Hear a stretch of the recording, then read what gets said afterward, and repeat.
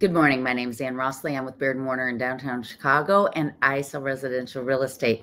Coming to you today on June 27th to talk about what's going on in the real estate market downtown. Wanted to share with you some statistics both about downtown Chicago as well as nationwide to give you a sense of what's going on. You may have heard different reports about what's happening in the marketplace. So let's talk about what's really going on.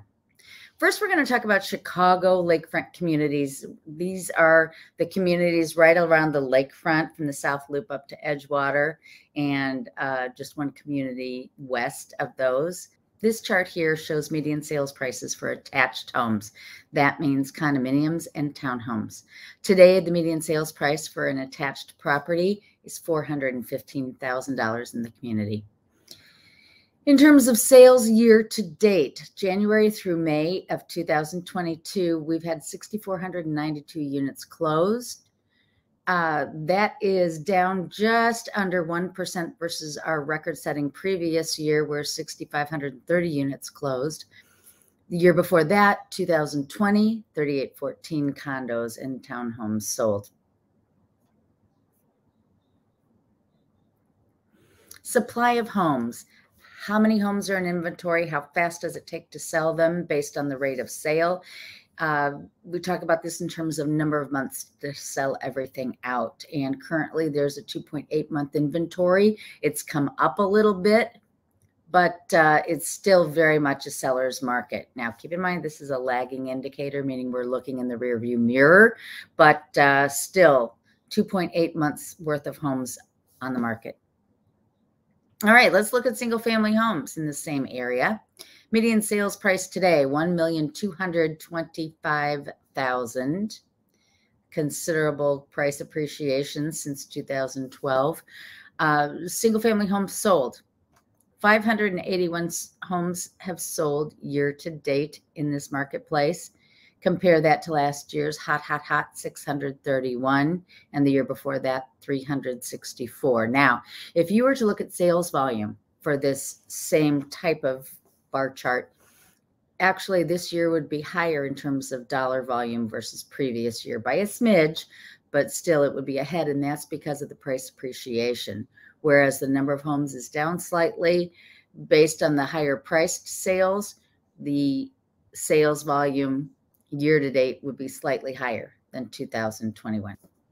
Supply of homes, again, very much a seller's market in terms of supply of homes for sale, 2.2 months worth of homes. And if you watch my talks regularly, you'll know that 6 months is kind of the benchmark for neither a buyer's market nor a seller's market. So at 2.2 months, it's very much a seller's market.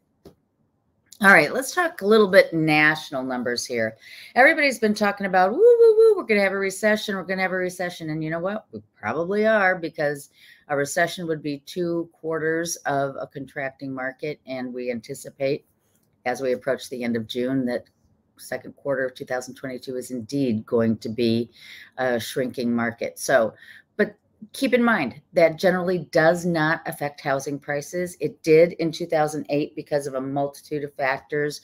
People were leveraged, lots of foreclosures. They didn't have enough equity, et cetera, et cetera. But housing prices are appreciating and appreciated in 2020 with the last recession. So, you know, that was the COVID pandemic recession. So don't expect a housing crisis. Existing home sales. NAR anticipates that existing home sales in 2022 will be 5.6 million, similar to 2020, certainly over pre-pandemic levels. So we're not seeing a huge decline in the number of sales of homes. Mortgage rates. Yes, mortgage rates are increasing, but please compare them to historical rates. You can see that in the 70s, 8.86 was the typical mortgage rate, skyrocketed in the 80s. The average was 12.7. In the 2010s, we were at 4.09. Yes, we have gone up. We went over 6%. But last week we went down a little bit. So now we're under 6% interest rate again. If we know anything, We know that interest rates are going to change over time. You'll have an opportunity to refinance at some point. But historically speaking, these rates are low. Why do we feel the pain? Well, it's because in January, we could get a 3.11 mortgage rate. Today, we can get a 5.09. So it feels like, oh my gosh, rates have gone up, up, up, up, up. Again, they have gone up. They went up so that the Fed increased the rates so that we could moderate that hot market. We just couldn't contain that hot, crazy market. And with inflation, we just need to get things under control. I suggest to you it's actually a very good thing. The experts are saying interest rates are plateauing. We're not going to see more of a surge of interest rates. We're pretty much where we're going to be for a while. And if you're looking to buy a home, the experts are saying you still should consider buying a home even at these higher numbers, because prices are going to continue to go up. And when you own, it's a gift. So let's talk about home appreciation nationally. Seasonally adjusted appreciation from quarter to quarter versus the year earlier, we've seen increasing price appreciation ever since 2012. Many of you consider buying homes in different areas, either as a vacation property, a retirement home. So it's just good to know what's going on nationally. 14.8% has been the overall price appreciation in the U.S. year over year, but it varies by region. Not surprisingly, the South is the highest appreciation, 22.2% home price appreciation. The Midwest, 8.7%, much more moderate price appreciation. Here's the thing to note. Price appreciation is outpacing inflation, and you've heard me say over and over, owning a home is a great way to hedge against inflation. And look at these comparisons. In the 70s, where inflation was 7%, we saw home prices go up about 10%. Here we are looking at last year's figures, where inflation was 7%, home price appreciation averaged 15%. And then finally, wanted to talk to you a moment about rents.